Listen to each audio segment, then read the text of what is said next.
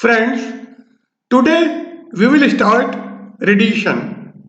In radiation, our first topic is black body radiation. दोस्तों, आज हम विकिरण के बारे में चर्चा करेंगे तथा विकिरण में सबसे पहले कृष्णिका विकिरण. So first of all, radiation and its characteristics. तो सबसे पहले विकिरण एवं इसके अभिलाक्षणिक. रेडिएशन एंड इट्स कैरेक्टरिस्टिक्स, विकिरण तथा इसके अभिलाक्षणिक. तो रेडिएशन क्या है तथा इसके अभिलाक्षणिक गुण क्या होंगे, ये हम सबसे पहले लेते हैं. सो radiation, it is the process of propagation of heat in which heat transfers directly from one body to another, and if there is a medium between the two bodies, then it does not heat the medium. विकिरण ऊष्मा के संचरण की एक प्रक्रिया है जिसमें ऊष्मा एक वस्तु से दूसरी वस्तु तक सीधी ही पहुंच जाती है तथा यदि दोनों वस्तुओं के मध्य कोई माध्यम हो तो यह माध्यम गर्म नहीं होता है. ये मीडियम हमारा हीट नहीं होता है, इस मीडियम को कोई हीट नहीं मिलती है या इस माध्यम को कोई भी ऊष्मा प्राप्त नहीं होती है. तो एक बॉडी से दूसरे बॉडी तक हीट के प्रोपेगेशन की या ऊष्मा के संचरण की विकिरण एक प्रक्रिया है जिसमें दोनों वस्तुओं के मध्य यदि कोई माध्यम हो तो माध्यम पर कोई प्रभाव नहीं पड़ता है. The heat reaches to earth from sun is due to radiation. सूर्य से पृथ्वी को जो ऊष्मा प्राप्त होती है या सूर्य से पृथ्वी तक पहुंचने वाली ऊष्मा की प्रक्रिया विकिरण है. तो विकिरण के कारण सन से अर्थ तक हीट पहुंचती है, विकिरण के कारण सूर्य से पृथ्वी तक ऊष्मा पहुंचती है. The radiation does not require any medium for the propagation of heat. विकिरण की प्रक्रिया द्वारा ऊष्मा के संचरण के लिए किसी भी माध्यम की आवश्यकता नहीं होती है. तो रेडिएशन प्रोसेस में या विकिरण की प्रक्रिया में बिना माध्यम के ऊष्मा एक वस्तु से दूसरे वस्तु तक पहुंच जाती है. The energy emitted from a body due to its temperature is radiant energy. किसी वस्तु द्वारा ताप के कारण उत्सर्जित ऊर्जा विकिरण ऊर्जा होती है. तो टेम्परेचर के कारण अगर किसी बॉडी से एनर्जी इमिट हो रही है तो वो हमारी रेडिएंट एनर्जी है. तो ताप के कारण यदि किसी वस्तु से ऊर्जा उत्सर्जित होती है तो वह ऊर्जा विकिरण ऊर्जा होगी. The radiation energy emitted from a body per unit surface area per second depends on the nature of the surface of body and their temperature. किसी वस्तु के प्रति एकांक क्षेत्रफल प्रति सेकंड उत्सर्जित विकिरण ऊर्जा वस्तु के पृष्ठ की प्रकृति पर निर्भर करती है, साथ ही यह वस्तु के ताप पर भी निर्भर करती है। तो कोई बॉडी है, उस बॉडी के पर यूनिट एरिया पर सेकंड जो एनर्जी इमिट हो रही है, जो रेडिएशन एनर्जी इमिट हो रही है, वो इस बॉडी के नेचर पर और इस बॉडी का जो टेम्परेचर है उस पर डिपेंड करेगी। तो किसी वस्तु के प्रति इकाई क्षेत्रफल प्रति सेकंड उत्सर्जित विकिरण ऊर्जा वस्तु की प्रकृति पर, साथ ही वस्तु के ताप पर निर्भर करती है।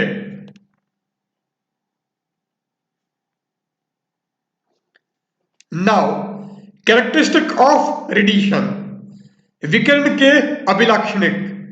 तो रेडिएशन की क्या प्रॉपर्टी है या विकिरण के क्या अभिलाक्षणिक है, क्या कैरेक्टरिस्टिक्स है, वो अब हमको डिस्कस करना है।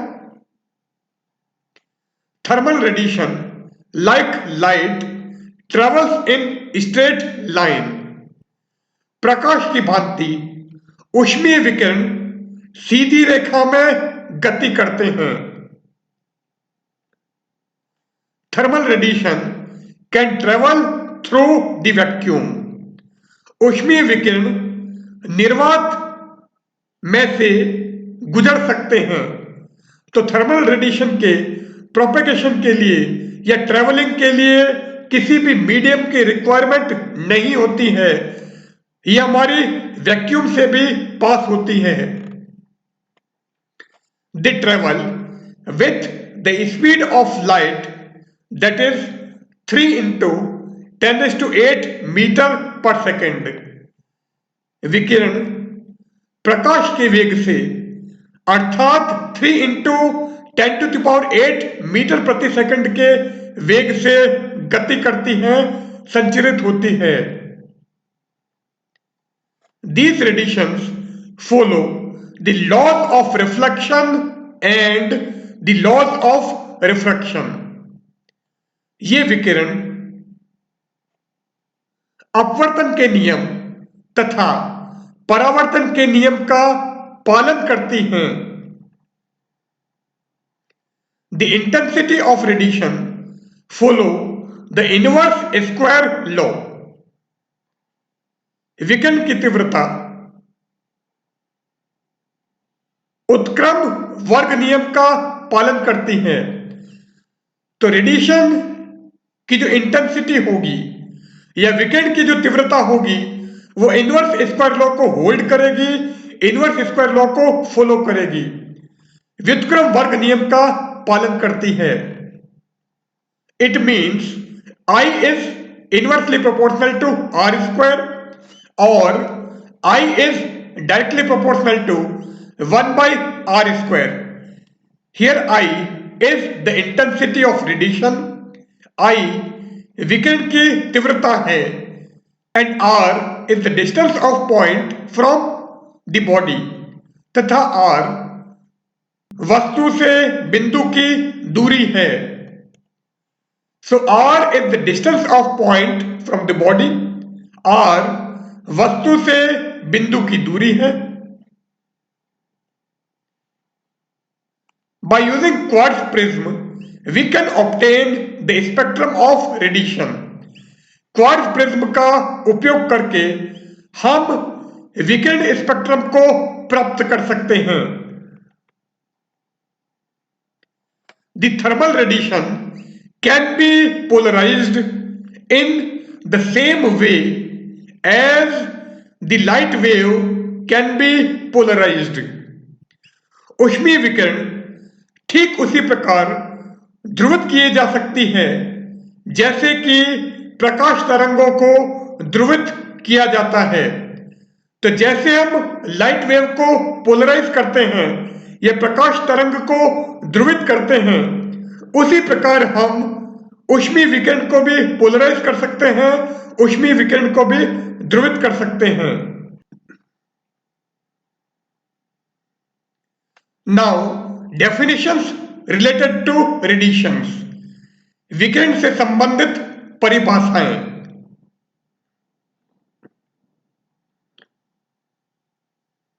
So definitions related to radiations. First one is total energy density, कुल ऊर्जा घनत्व। टोटल एनर्जी डेंसिटी को हम U से इंडिकेट करते हैं, तो कुल ऊर्जा घनत्व को U से निरूपित किया जाता है। The total energy density of radiation at any point is defined as the total radiant energy per unit volume around that point for all the wavelengths ranging from 0 to infinity। किसी बिंदु के विकिरण का कुल ऊर्जा घनत्व उस बिंदु के परितः प्रति एकांक आयतन 0 से अनंत तक सभी तरंगदैर्घ्य परास की प्रति एकांक आयतन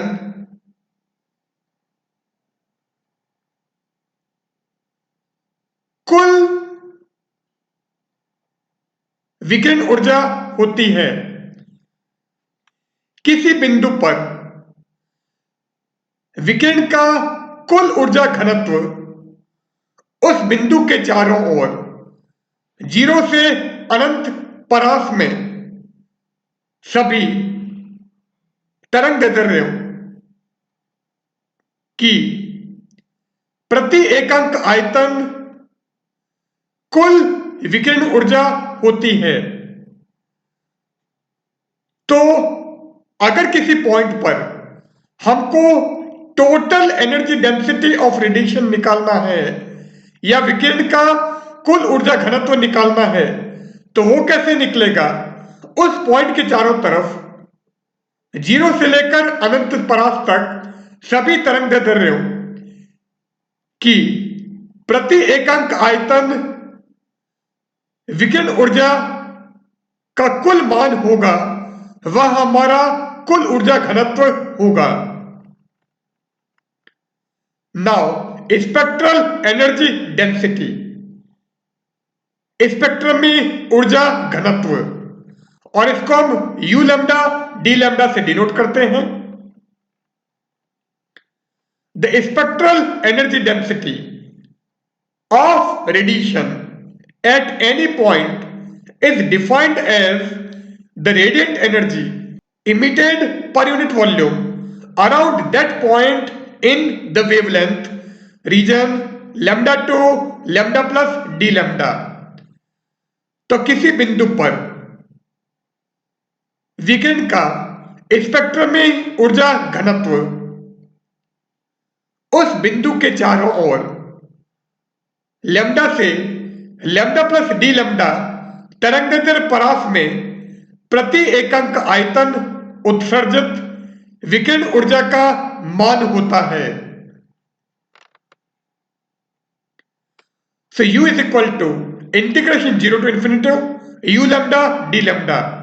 तो अगर स्पेक्ट्रल एनर्जी डेंसिटी या स्पेक्ट्रम में ऊर्जा घनत्व का 0 से इन्फिनिटी रेंज में अगर हम इंटीग्रेशन करेंगे तो हमको टोटल एनर्जी डेंसिटी मिलेगी, कुल ऊर्जा घनत्व मिलेगा, क्योंकि टोटल एनर्जी डेंसिटी के लिए हमारी वेवलेंथ की रेंज 0 से इन्फिनिटी थी, तो हमने 0 से इन्फिनिटी रेंज में स्पेक्ट्रल एनर्जी डेंसिटी स्पेक्ट्रम में ऊर्जा घनत्व को इंटीग्रेट कर दिया है, समाकलित कर दिया है। तो इससे टोटल एनर्जी डेंसिटी या कुल ऊर्जा घनत्व का मान प्राप्त होगा। नाउ एनर्जी फ्लक्स, ऊर्जा फ्लक्स। ऊर्जा फ्लक्स या एनर्जी फ्लक्स को हम कैपिटल ई से डिनोट करते हैं। The total radiant energy ranging from 0 to infinity wavelength crossing the unit surface area per second in normal direction is energy flux। प्रति एकांक क्षेत्रफल प्रति सेकंड अभिलंब दिशा में गुजरने वाली 0 से अनंत तरंगदैर्घ्य परास की कुल विकिरण ऊर्जा ऊर्जा फ्लक्स कहलाती है। तो एनर्जी फ्लक्स क्या है? Unit surface area per second normal direction में जो 0 से इन्फिनिटिव वेवलेंथ की टोटल रेडिएंट एनर्जी पास हो रही है वो हमारी एनर्जी फ्लक्स है। तो ऊर्जा फ्लक्स क्या है? प्रति एकांक पृष्ठ क्षेत्रफल प्रति सेकंड अभिलंब दिशा में 0 से अनंत तरंगदैर्घ्य परास की कुल गुजरने वाली विकिरण ऊर्जा ऊर्जा फ्लक्स कहलाती है। So E is equal to C into U. C is the velocity of light. C प्रकाश का वेग है, कैपिटल E एनर्जी फ्लक्स है and U is the energy density. U ऊर्जा घनत्व है। Now इमिसिविटी उत्सर्जकता। अब इमिसिविटी या उत्सर्जकता को भी हम कैपिटल E से डिनोट करते हैं। The total radiant energy emitted per unit area per second from a surface in the wavelength range 0 to infinitive is known as total emissivity of that surface. किसी पृष्ठ से प्रति एकांक क्षेत्रफल प्रति सेकंड 0 से अनंत तरंगदैर्घ्य परास की कुल उत्सर्जित विकिरण ऊर्जा उस सतह की कुल उत्सर्जकता कहलाती है। कोई सरफेस हमारे पास में है, कोई पृष्ठ हमारे पास में है, तो उस पृष्ठ के पर यूनिट एरिया पर सेकंड जो 0 से इन्फिनिटिव वेवलेंथ रेंज की टोटल रेडिएंट एनर्जी इमिट हो रही है उसको हम उस सरफेस की टोटल इमिसिविटी कहते हैं। तो किसी पृष्ठ के प्रति एकांक क्षेत्रफल प्रति सेकंड 0 से अनंत तरंगदैर्घ्य परास की कुल उत्सर्जित विकिरण ऊर्जा उस पृष्ठ की कुल उत्सर्जकता कहलाती है। नाउ स्पेक्ट्रल इमिसिविटी, स्पेक्ट्रम में उत्सर्जकता जिसको हमने ई लैम्डा से डिनोट किया है।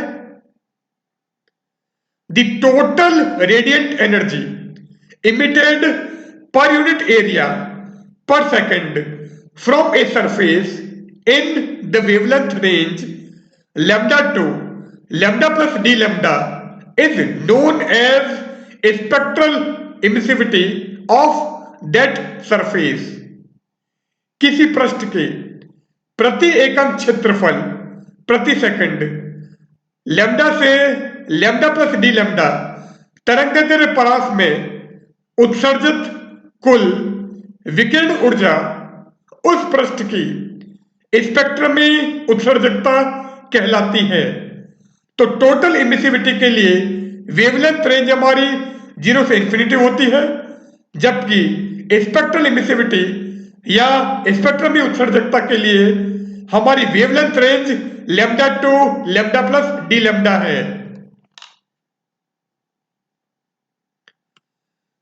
So capital E is equal to integration 0 to infinity e lambda D lambda. तो स्पेक्ट्रल इमिसिविटी को अगर हम 0 से इन्फिनिटिव रेंज में इंटीग्रेट कर दें तो हमको इमिसिविटी मिलती है। तो यदि स्पेक्ट्रम में उत्सर्जकता को 0 से अनंत तरंगदैर्घ्य परास में हम समाकलन कर दें तो हमें कुल उत्सर्जकता या टोटल इमिसिविटी की वैल्यू मिलती है। Here capital E is emissivity, यहां कैपिटल E उत्सर्जकता है। The unit of energy flux and emissivity is same. ऊर्जा फ्लक्स तथा उत्सर्जकता का मात्रक समान है। इन एमकेएस सिस्टम, एमकेएस पद्धति में unit of emissivity is joule per metre square second and unit of spectral emissivity is joule per metre square second angstrom. तो MKS पद्धति में उत्सर्जकता का मात्रक joule per metre square second है, जबकि स्पेक्ट्रम में उत्सर्जकता का मात्रक joule per metre square second angstrom है।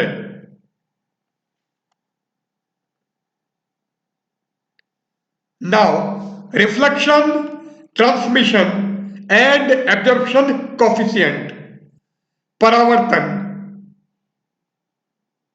पारगमन तथा अवशोषण गुणांक।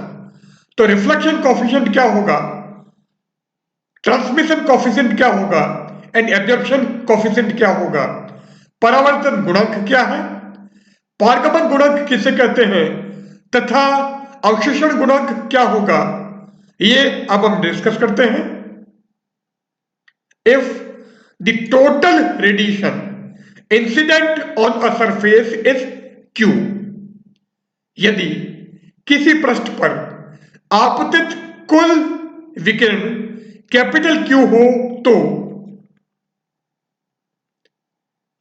It's reflected part is QR, transmitted part is QT and absorbed part is QA, तथा इस विकिरण का परावर्तित भाग QR, पारगमित भाग QT तथा अवशोषित भाग QA हो तो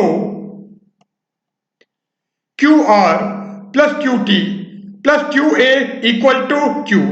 तो अगर इन तीनों पार्ट को हम मिलाएं तो हमको टोटल इंसिडेंट रेडिएशन मिलेगी। तो यदि इन तीनों भागों को जोड़ा जाए तो हमें कुल आपतित विकिरण प्राप्त होगी। So QR plus QT plus QA equal to Q। अब हम क्या करते हैं, इस इक्वेशन को कैपिटल Q से डिवाइड कर देते हैं। तो ये क्या आ जाएगा, QR upon Q plus QT upon Q plus QA upon Q is equal to 1। If QR upon Q equal to R, QT upon Q equal to T and QA upon Q equal to A, तो यदि ये हमारा R, ये T and ये A हो तो ये equation क्या बन जाएगी, R plus T plus A equal to 1। So R plus T plus A equals to 1। R is coefficient of reflection, T is coefficient of transmission and A is coefficient of absorption। तो R हमारा परावर्तन गुणांक, T पारगमन गुणांक तथा A अवशोषण गुणांक है। सो R is coefficient of reflection, R परावर्तन गुणांक है, T coefficient of transmission, T पारगमन गुणांक है, whereas A is the coefficient of absorption, जबकि A अवशोषण गुणांक है। तो यदि परावर्तन गुणांक, पारगमन गुणांक तथा अवशोषण गुणांक तीनों को हम ऐड कर दें, तीनों को जोड़ दें तो हमें 1 प्राप्त होता है, 1 मिलता है।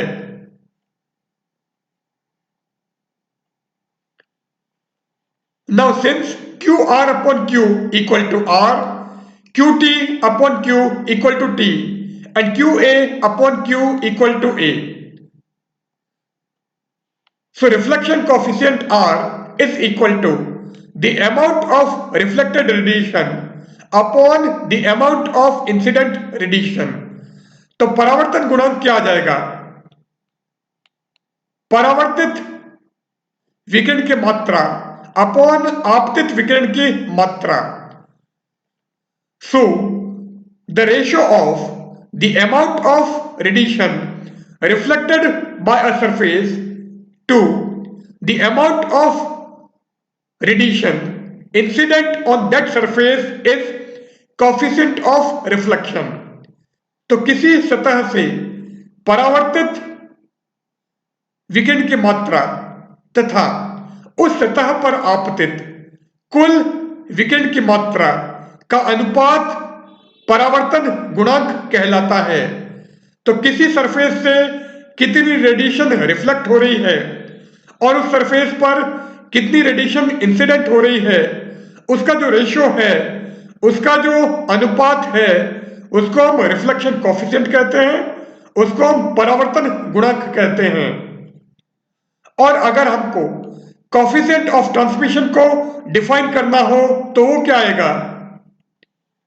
Transmission coefficient T equal to the amount of transmitted radiation upon the amount of incident radiation. पारगमन गुणांक T इक्वल टू किसी सतह से पारगमित विकिरण की मात्रा अपॉन उस सतह पर आपतित कुल विकिरण की मात्रा। It means the coefficient of transmission is defined as the ratio of the amount of radiation transmitted by a surface to the total radiation incident on that surface। तो किसी सतह से पारगमित विकिरण की मात्रा तथा उस सतह पर आपतित कुल विकिरण की मात्रा के अनुपात को पारगमन गुणांक कहते हैं। Similarly absorption coefficient A equal to the amount of absorbed radiation divided by the amount of incident radiation. तो अवशोषण गुणांक क्या होगा? अवशोषित विकिरण की मात्रा अपॉन आपतित विकिरण की मात्रा। It means the coefficient of absorption is defined as the ratio of the amount of radiation absorbed by a surface to the total amount of radiation incident on that surface। तो किसी सतह का अवशोषण गुणांक उस सतह द्वारा अवशोषित कुल विकिरण की मात्रा तथा उस सतह पर आपतित कुल विकिरण की मात्रा के अनुपात को अवशोषण गुणांक कहते हैं।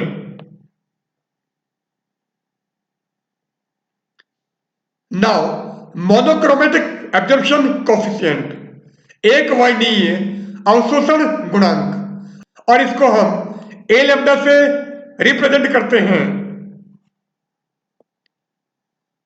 It is defined as the ratio of the radiation absorbed by the unit surface area of a body in unit time in the wavelength range lambda to lambda plus d lambda to the radiation incident on the surface of that body in the same time।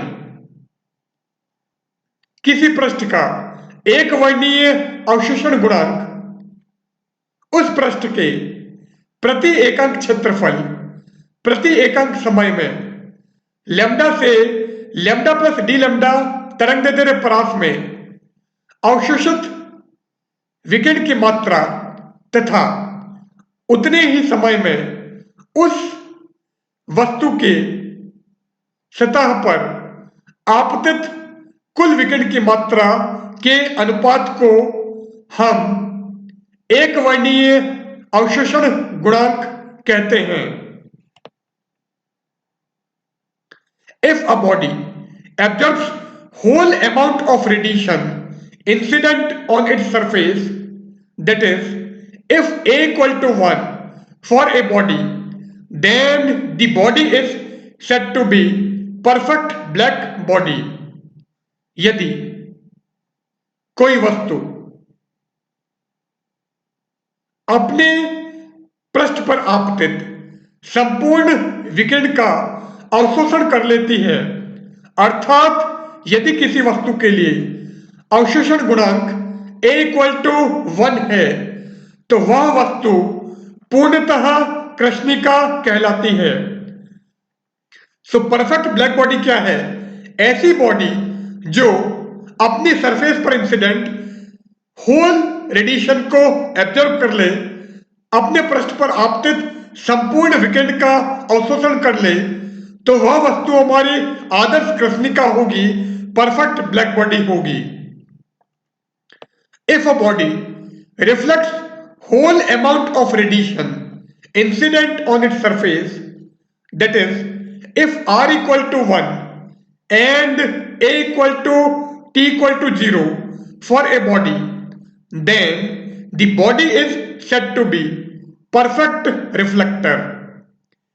यदि एक वस्तु अपनी सतह पर आपतित संपूर्ण विकिरण को परावर्तित कर दे, अर्थात यदि किसी वस्तु के लिए परावर्तन गुणांक R इक्वल टू 1 हो तथा अवशोषण गुणांक एवं पारगमन गुणांक 0 हो, A equal to T equal to 0 हो, तो वह वस्तु आदर्श परावर्तक कहलाती है। तो अगर कोई बॉडी अपने ऊपर इंसिडेंट रेडिएशन को कंप्लीटली रिफ्लेक्ट कर दे, अपनी सतह पर आपतित संपूर्ण विकिरण को पूर्णतः परावर्तित कर दे, then that body is known as perfect reflector. वह वस्तु पूर्णतः परावर्तक कहलाती है।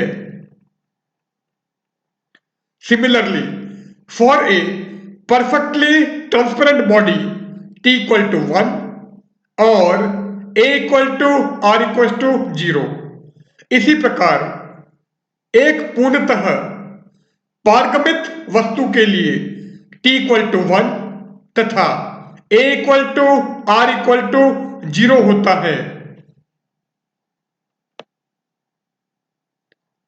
नाउ ब्लैक बॉडी कृष्णिका। सो ब्लैक बॉडी या कृष्णिका,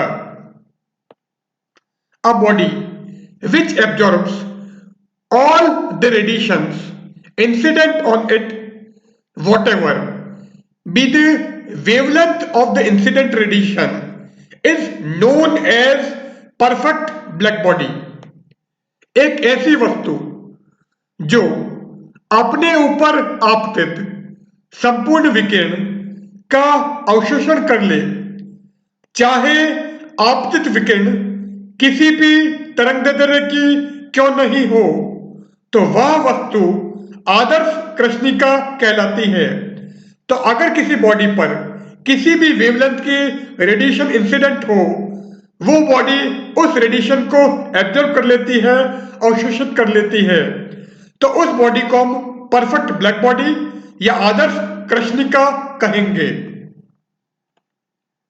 Since this body neither reflects nor transmits any of the incident radiation, so it appears black। चूंकि यह वस्तु अपने ऊपर आपतित विकिरण का न तो परावर्तन करती है तथा न ही पारगमन करती है, इसलिए यह काली प्रतीत होती है।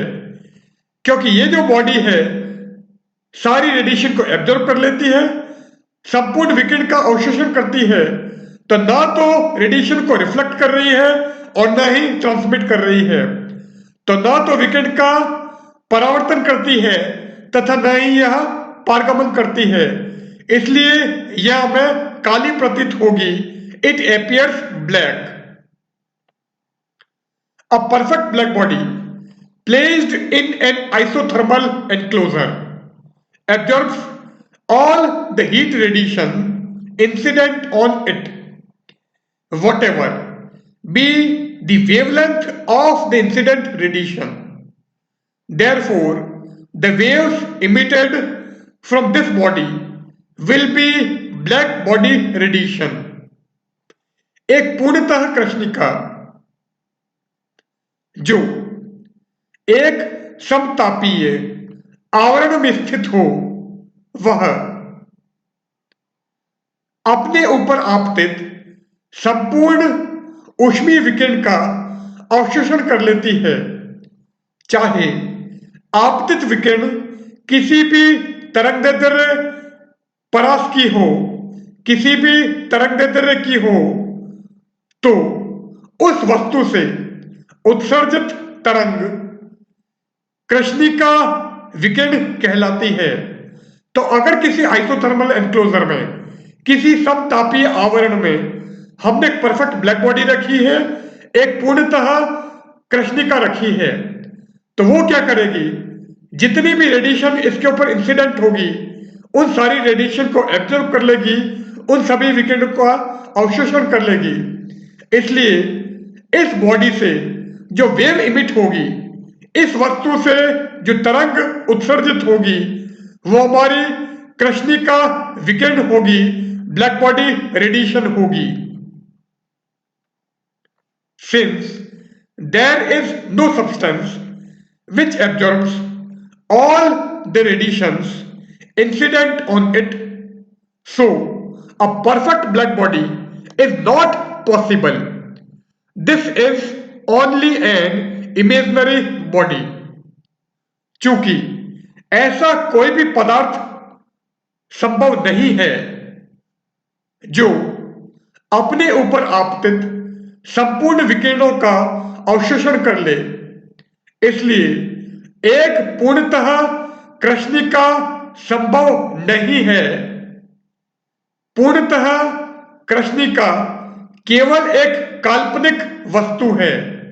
तो परफेक्ट ब्लैक बॉडी पॉसिबल नहीं है, क्योंकि कोई भी ऐसी बॉडी नेचर में एग्जिस्ट नहीं करती है जो अपने ऊपर आपतित संपूर्ण विकिरणों का अवशोषण कर ले, which absorbs all the radiations falling on it. So, a perfect black body is an imaginary body. इसलिए एक पूर्णतः कृष्णिका एक काल्पनिक वस्तु होगी।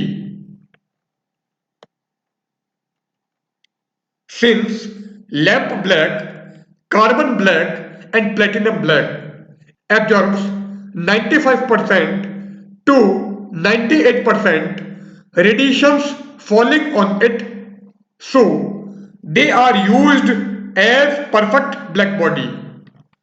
चूंकि काजल कार्बन काला तथा प्लेटिनम काला means carbon black and platinum black अपने ऊपर आपतित विकिरणों का 95% से 98% अवशोषण करते हैं, इसलिए इन को हम as a perfect black body या एज ए आदर्श कृष्णिका की तरह काम में लेते हैं। तो ये जो बॉडी है, ये जो मटेरियल है, इन मटेरियल को हम as a perfect black body use कर सकते हैं। Now Fery's perfect black body, Fery की आदर्श कृष्णिका। So this is the diagram of Fery's black body. यह हमारा फेरी की आदर्श कृष्णिका का चित्र है। It consist of a hollow metal sphere with a fine hole O. यह एक धातु का खोखला गोला होता है जिसमें एक सूक्ष्म छिद्र O होता है।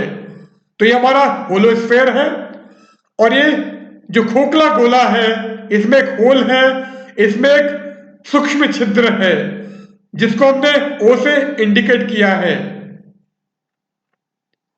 The radiations come in and go out of the sphere through this hole. इस छिद्र O से विकिरण अंदर प्रवेश करती हैं तथा इससे विकिरण बाहर निकलती हैं। तो इस छिद्र को हम विकिरण के आने के लिए एवं विकिरण के जाने के लिए प्रयोग में लेते हैं। The inner portion of the sphere is coated with lamp black और platinum black. इस गोले का आंतरिक भाग काजल या प्लेटिनम ब्लैक से काला कर दिया जाता है, लेप दिया जाता है। The area between the walls of the sphere is evacuated to prevent the heat emission by conduction and convection. गोले की दीवारों के मध्य का भाग मीन्स ये वाला पार्ट निर्वातित कर दिया जाता है, जिससे कि चालन एवं संवहन द्वारा ऊष्मा का उत्सर्जन नहीं हो। तो हीट के इमिशन के 3 प्रोसेस हैं, कंडक्शन, कन्वेक्शन एंड रेडिएशन। ऊष्मा के उत्सर्जन की 3 विधियां हैं, चालन, संवहन तथा विकिरण। अब यहां पर हम चाहते हैं कि हमारी जो हीट है वो रेडिएशन के फॉर्म में हो, ऊष्मा विकिरण की फॉर्म में इमिट हो। तो इसलिए हम क्या करते हैं, इस स्फीयर की या इस गोले की जो दीवारों के मध्य का भाग है वो हम निर्वातित कर देते हैं, इवैक्यूएट कर देते हैं। ये हमारा डायग्राम था। To avoid the direct reflection of the radiation from the inner surface, a pointed projection P is made in front of O। अब यहां से हमारी विकिरण अंदर प्रवेश कर रही है। अगर यह पॉइंटेड प्रोजेक्शन काम में नहीं ले, मीन्स अगर ये सिंपल गोला हो तो ये पॉसिबल है कि ये जो विकिरण अंदर जा रही थी ये वापस रिफ्लेक्ट होकर या वापस परावर्तित होकर बाहर निकल जाए। तो इसलिए हम क्या करते हैं, जो विकिरण इस गोले में प्रवेश कर रही है वो सीधे ही परावर्तित होकर बिंदु O से बाहर नहीं निकल जाए, इसके लिए हम O के सामने की दीवार पर एक पॉइंटेड सतह बनाते हैं, जिससे कि अगर रेडिएशन यहां पर आती है, विकिरण यहां पर आती है, तो बिंदु P से परावर्तित होकर इधर जाएगी, फिर यहां, फिर यहां, फिर यहां, और इस टाइप से अंदर घूमती रहेगी। और अंदर क्योंकि लैंप ब्लैक या प्लेटिनम ब्लैक से हमने कोट किया हुआ है, क्योंकि अंदर वाला भाग हमारा काला है, इसलिए ये विकिरण पूर्णतः अंदर अवशोषित हो जाएगी। So the radiations fall on P is reflected by it and is completely absorbed by the inner wall of the sphere।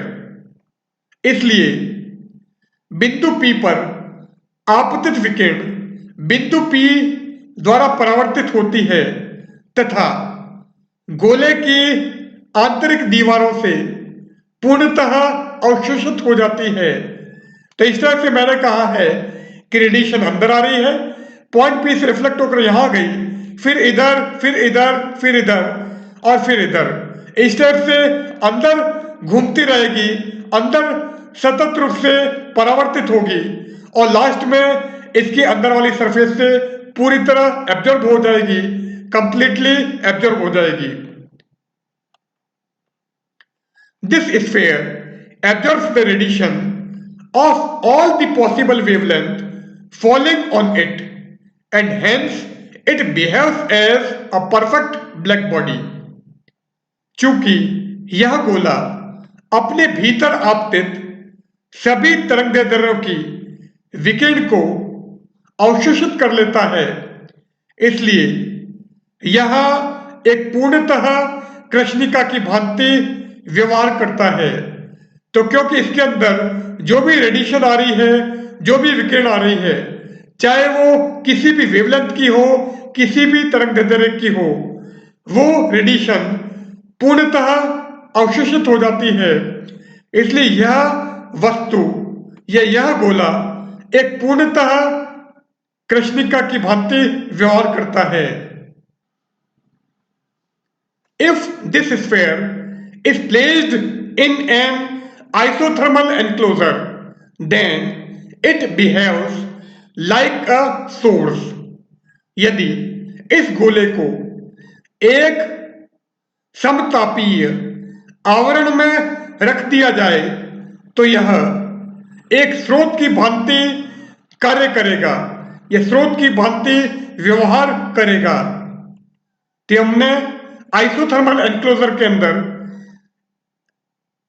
इस स्फीयर को रख दिया है, इसलिए अब ये एज ए सोर्स, स्रोत की भांति व्यवहार करेगा और इससे जो हीट निकलेगी वो हमारी हीट रेडिएशन होगी। इससे निकलने वाली ऊष्मा ऊष्मीय विकिरण होगी।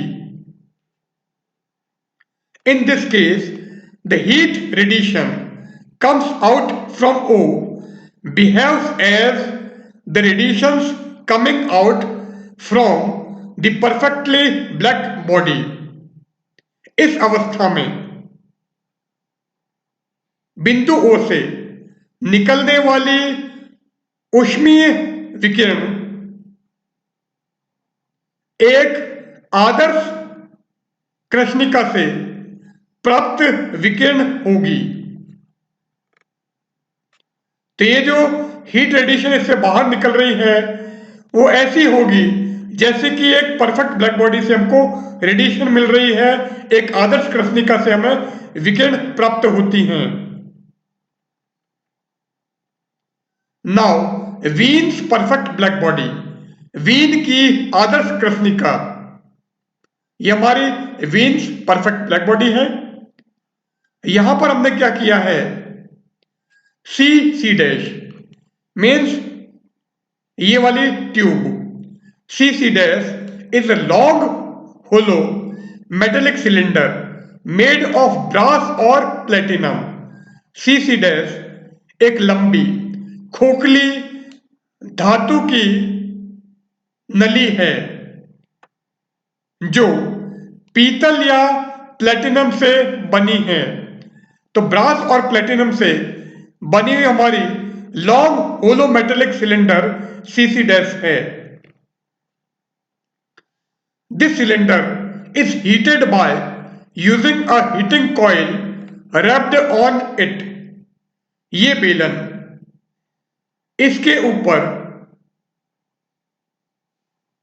लपेटी हुई ऊष्मीय कुंडली की सहायता से गर्म किया जाता है। तो हमारा होलो मेटेलिक सिलेंडर था, उसके ऊपर हमने हीटिंग कॉइल को वाउंड किया है, रैप किया है। तो अगर इस हीटिंग कॉइल को हम गर्म करें तो उसकी सहायता से हम सिलेंडर को गर्म कर सकते हैं, हीट कर सकते हैं। तो ये हमारी हीटिंग कॉइल है। The inner portion of the cylinder is coated with lamp black. बेलन की आंतरिक दीवारें काजल की सहायता से काली की हुई होती हैं, जिससे कि जो भी रेडिएशन अंदर प्रोड्यूस हो वो कंप्लीटली एब्जॉर्ब हो, पूर्णतः अवशोषित हो जाए। This cylinder is surrounded by porcelain tube. इस बेलन को पोर्सिलेन नली की सहायता से सराउंड किया हुआ होता है, घिरे हुए होता है। T is thermocouple to measure the temperature of the hollow cylinder or tube. T एक ताप युग्म है जो बेलन या नली के आंतरिक भाग का ताप मापने के लिए प्रयोग में लाया जाता है। When the current flows in the heating coil, the tube is heated and emit radiation. जब ऊष्मीय कुंडली में से धारा प्रवाहित की जाती है तो नली गर्म हो जाती है तथा यह विकिरण उत्सर्जित करती है। These radiations are allowed to flow through the lamp black coated diaphragm D and finally comes out from O. ये विकिरण काजल से काले किए हुए डायाफ्राम डी में से गुजरने दी जाती हैं तथा अंत में बिंदु O से बाहर आ जाती है। तो हीट रेडिएशन इस डायाफ्राम में से पास हो रही है और लास्ट में ये जो पॉइंट ओ है इसमें से बाहर आ जाएंगी। These radiations behaves like a perfect black body radiation। ये विकिरण एक पूर्णतः कृष्णिका विकिरण की भांति व्यवहार करती हैं। तो ये जो रेडिएशन है जिस बॉडी से निकल रही है वो सेम होंगी जैसे कि किसी परफेक्ट ब्लैक बॉडी से रेडिएशन इमिट होती है। तो यहां पर हम हमारा लेक्चर एंड करते हैं। इस लेक्चर के अंदर हमने ब्लैक बॉडी क्या है, वीन्स ब्लैक बॉडी क्या होगी, फेरिस ब्लैक बॉडी क्या होगी, ब्लैक बॉडी रेडिएशन के कैरेक्टरिस्टिक्स क्या होते हैं, एंड ब्लैक बॉडी रेडिएशन के लिए या ब्लैक बॉडी स्पेक्ट्रम के लिए जो हमारी बेसिक डेफिनेशंस होंगी वो क्या होंगी, वो सारा हमने यहां पर डिस्कस किया है। So good bye.